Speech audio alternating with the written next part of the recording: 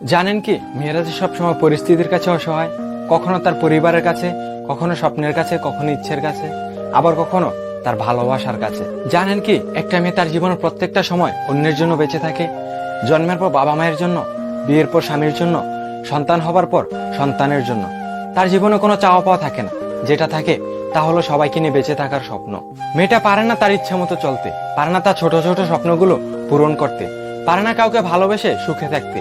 যদি বাবা মায়ের কথা মতো চলে তাহলে সে খুব ভালো ও ভদ্র মেয়ে, আর যদি বাবা মায়ের অবাধ্য হয়ে চলে তাহলে সে খুব খারাপ মেয়ে। ভালোবাসার মানুষের হাত ধরে চলে গেলে ভালোবাসা মানুষটি তার কাছে খুব প্রিয়, অথচ তার কাছে না গিয়ে যদি পরিবারের কথা মতো চলে তাহলে সে স্বার্থপর, বেঈমান, প্রতারক ও বিশ্বাসঘাতক, তাই না?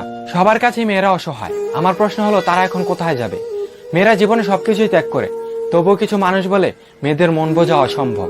আমি বলি, তোমরা তোমাদের মাকে ভালোবাসো, বুঝতে শিখো, জানার চেষ্টা করো ওই মানুষটা কি কি ত্যাগ করেছে তোমার জন্য। তাহলে একটা মেয়ের মন খুব সহজেই বুঝতে পারবে।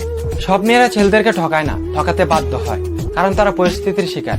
মেয়েদেরকে অসম্মান করবেন না, কেননা আপনি একটা মেয়ের পিতা অথবা ভাই অথবা স্বামী। মেয়েদেরকে একটু সম্মান করবেন, তাহলেই বুঝতে পারবেন একটা মেয়ে কি চায়। ছেলেদেরকে কষ্ট দিতে নয়, বরং তাদেরকে নিয়ে সুখে থাকতে চায়।